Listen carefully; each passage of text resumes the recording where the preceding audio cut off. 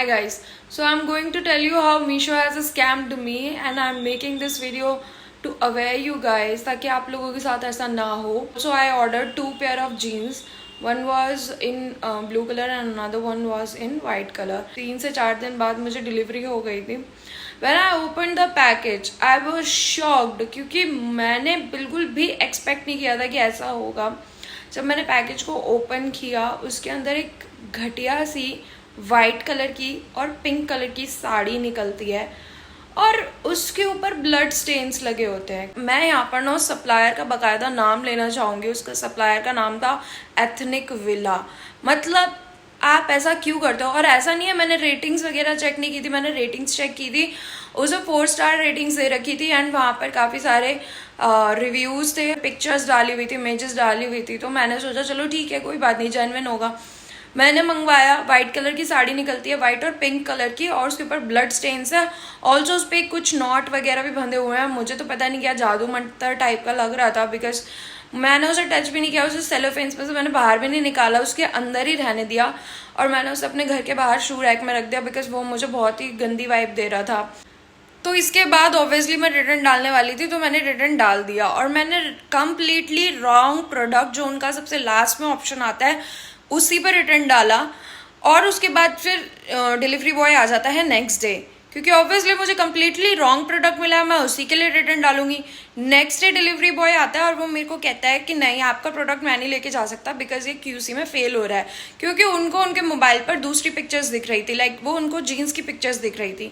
मैंने उनको बोला जब मुझे रिसीव ही यही हुआ है तो मैं आपको वही तो दूंगी, मैं आपको जीन्स कहाँ से दूँ? उन्होंने बोला नहीं, आपका ये QC में फेल हो रहा है, आप एक काम कीजिए, कस्टमर केयर को कॉल कीजिए और उनसे बोलिए कि आपका ना एक्सेप्शन पर नॉन QC पर रिक्वेस्ट डाले रिटर्न का.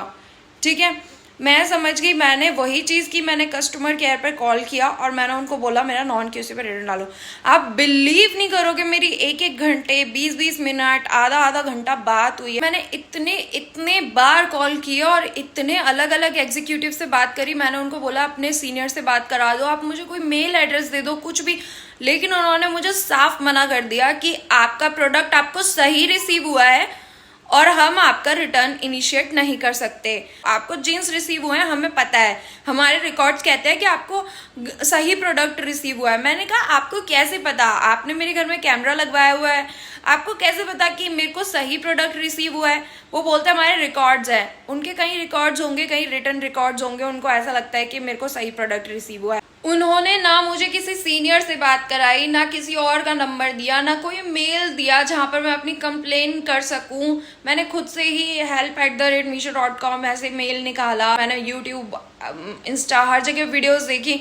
जिन लोगों के साथ ये हो रखा है उनके पास भी कोई और ऑप्शन नहीं है. लोगों ने कंज्यूमर कोर्ट में तक लाइक केस फाइल कर रखा है, लेकिन उसके बाद भी इन लोगों ने कुछ नहीं कहा. मतलब मीशो सुधर जाओ, आप लोग बहुत गलत कर रहे हो.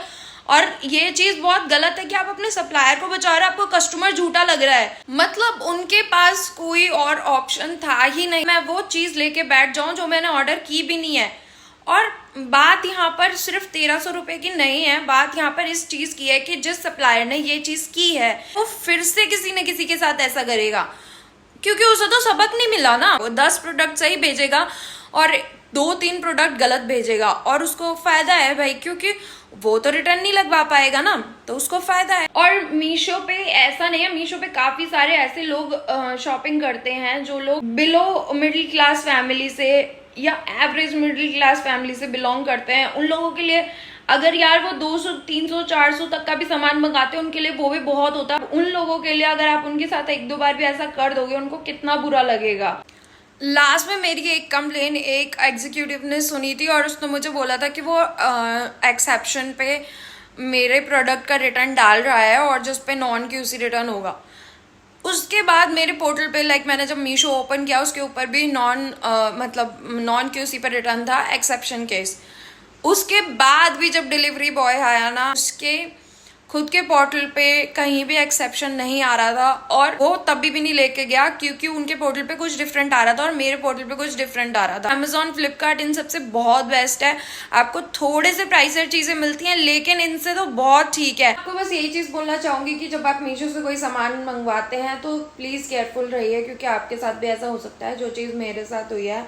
और दूसरी बात यह है कि इन लोगों को कोई फ़र्क नहीं पड़ता, आपके पास कोई भी प्रूफ हो, आपके पास वीडियो हो, इमेजेस हो, इनको कोई फ़र्क नहीं पड़ता, क्योंकि इनके लिए इनके रिकॉर्ड्स ही सबसे ज़्यादा मैटर करते हैं।